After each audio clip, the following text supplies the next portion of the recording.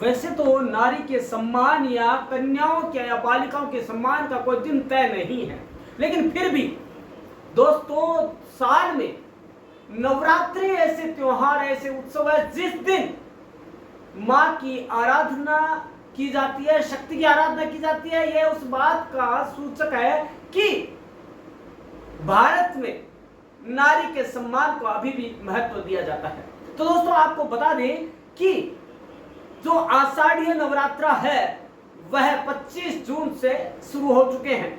दोस्तों इस नवरात्रि के दौरान यानी कि आषाढ़ के गुप्त नवरात्रि के दौरान क्या करना चाहिए और क्या नहीं, और माता को प्रसन्न करने के लिए, मां दुर्गा के विभिन्न रूपों को प्रसन्न करने के लिए क्या उपाय करने चाहिए वो आज हम जानेंगे। दोस्तों आषाढ़ माह के शुक्ल पक्ष की प्रतिपदा तिथि से शुरू होने वाली नवरात्रि को गुप्त नवरात्रि के नाम से जाना जाता है। दोस्तों साल 2025 में गुप्त नवरात्रि की शुरुआत 25 जून से हो चुकी है।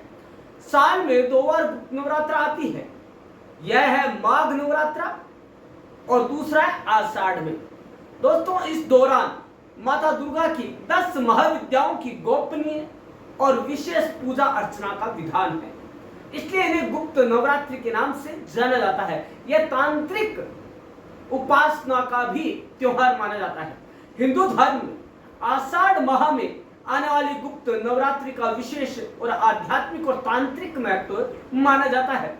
इस अवधि में मां दुर्गा के 9 स्वरों की पूजा, 9 स्वरूपों की पूजा गुप्त रूप से और विशेष साधना विधियों के द्वारा की जाती है, इसलिए इसे गुप्त नवरात्रि कहा जाता है।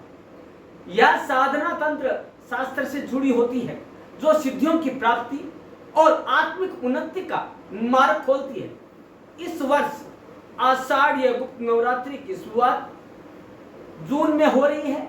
कई लोग इसे 25 जून से मान रहे हैं, कई लोग इसे 26 जून से शुरुआत मानेंगे। तो दोस्तों इससे जुड़ी विभिन्न जानकारी, पूजन विधि और महत्व को विस्तार से जानेंगे।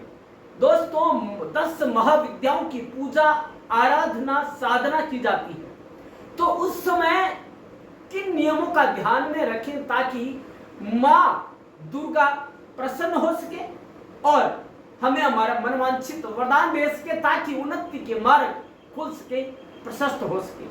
दोस्तों अब आपको बता दें कि 9 दिनों तक माता दुर्गा की 10 महाविद्याओं काली, तारा, त्रिपुरा, सुंदरी, भुवनेश्वरी, भैरवी, छिन्नमस्ता, धूमावती, बगलामुखी, मातंगी और कमला देवी की साधना की जाती है। तंत्र मंत्र और सिद्धियां प्राप्त करने के लिए गुप्त नवरात्रि को बेहद शुभ माना जाता है। हालांकि इस दौरान कुछ ऐसे नियम भी है जिसका पालन करना बेहद ही आवश्यक हो जाता है। ऐसे में आज हम आपसे वे बातें शेयर करने वाले हैं, वे नियम और वो सावधानियां शेयर करने वाले हैं जो कि गुप्त नवरात्रा में आपको ध्यान रखना चाहिए, क्या करना चाहिए और क्या नहीं, इसकी भी चर्चा हम आज के इस वीडियो में करने वाले हैं। दोस्तों गुप्त नवरात्रि में सबसे पहले सवाल आता है किन देवियों की पूजा की जाती है। दोस्तों गुप्त नवरात्रि में 10 महाविद्याओं की पूजा की जाती है और ये 10 महाविद्याएं हैं काली, तारा, त्रिपुरा, भुवनेश्वरी, छिन्नमस्ता, त्रिपुरा भैरवी, धूमावती, बगलामुखी, मातंगी और कमला देवी। ऐसा माना जाता है कि इन महाविद्याओं की पूजा करने से नकारात्मकता हमसे कोसों दूर चली जाती है और जीवन में सफलता, सकारात्मकता और समृद्धि और संपन्नता हमारे जीवन का आधार बनती है। गुप्त नवरात्रि की तिथियां कौन सी है? प्रतिपदा तिथि को घट स्थापना और मां शैलपुत्री की पूजा की जाती है इस गुप्त नवरात्रा में। द्वितीय तिथि मां ब्रह्मचारिणी की पूजा, तृतीय तिथि मां चंद्रघंटा की पूजा, चतुर्थी पूजा मां कुष्मांडा की पूजा, पंचमी तिथि मां स्कंद माता की पूजा, षष्ठी तिथि मां कात्यायनी की पूजा, सप्तमी तिथि मां कालरात्रि की पूजा, अष्टमी तिथि मां गौरी की पूजा और नवमी तिथि मां सिद्धिदात्री की पूजा और 10वीं नवरात्रि का पारण किया जाता है। अब बात आती है कि नवरात्रि में क्या करें, नवरात्रि के दिन क्या करें ताकि हमारे जो नवरात्र है, गुप्त नवरात्र है, वो सिद्धि के साथ संपन्न हो सके, शुद्धता के साथ संपन्न हो सके। तो दोस्तों गुप्त नवरात्रि में दुर्गा माता की 10 महाविद्याओं की साधना करनी चाहिए। हालांकि महाविद्याएं माता दुर्गा का रौद्र रूप है, इसलिए गृहस्थों को बिना किसी गुरु के ऐसा करने से बचना चाहिए। मतलब कि गुरु हो तभी वह सही ढंग से आपको बता सकता है कि इनकी कैसे पूजा की जा सकती है। जो लोग तंत्र मंत्र की विद्याओं में पारंगत हैं और सांसारिक मोह माया से परे हैं, उनको साधना करके शुभ फलों की प्राप्ति होती है जो वो चाहते हैं। गृहस्थ इस दौरान मंत्र, जाप, योग, ब्रह्मचर्य का पालन कर माता को प्रसन्न कर सकते हैं। गुप्त नवरात्रि के 9 दिनों में आपको सात्विक आहार ग्रहण करना है। इसके अलावा मांस मदिरा का सेवन आपके लिए और आपके परिवार के लिए हानिकारक साबित हो सकता है। गुप्त नवरात्रि के दौरान गुप्त दुर्गा सप्तशती, अर्गला स्तोत्र, दुर्गा चालीसा आदि का पाठ करने से शुभ फलों की प्राप्ति भी होती है। राहु, केतु और शनि के प्रभाव को दूर करने के लिए गुप्त नवरात्रि का समय बेहद शुभ माना जाता है।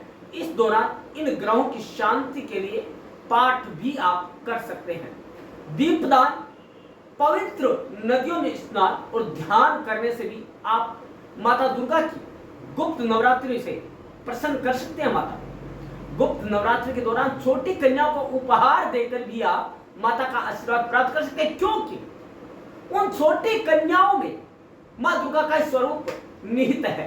दोस्तों यदि हर कोई ये सोच ले कि हर कन्या एक मां दुर्गा का शक्ति का स्वरूप है, दोस्तों आए दिन प्रताड़ना का या शोषण का किसी भी तरह का कोई भी छल या कपट ना हो। इसके अलावा बात आती है गुप्त नवरात्रि में क्या ना करें।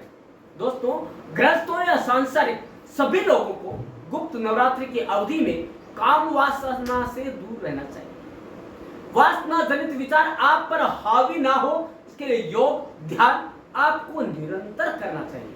कुछ लोग बिना सोचे समझे गुप्त नवरात्रि के दौरान तांत्रिक अनुष्ठान कर बैठते हैं, लेकिन बिना किसी गुरु के आपको ऐसा नहीं करना चाहिए। इसके परिणाम घातक हो सकते हैं, इसके आपको परिणाम नेगेटिव भी मिल सकते हैं। गुप्त नवरात्रि के दौरान आपको बाल और नाखून काटने से बचना है। इस दौरान स्त्रियों का अपमान ना करें। इस दौरान क्या, यदि आपको मां दुर्गा का आशीर्वाद लेना है तो आपको जीवन पर्यंत हर पल जो स्त्रियां हैं, बालिकाएं, उनके प्रति सम्मान, आदर और प्रेम भाव दिखाना चाहिए। दोस्तों घर में भी लड़ाई झगड़ा करने से बचें। मन में किसी के भी प्रति गलत विचार ना आने दें।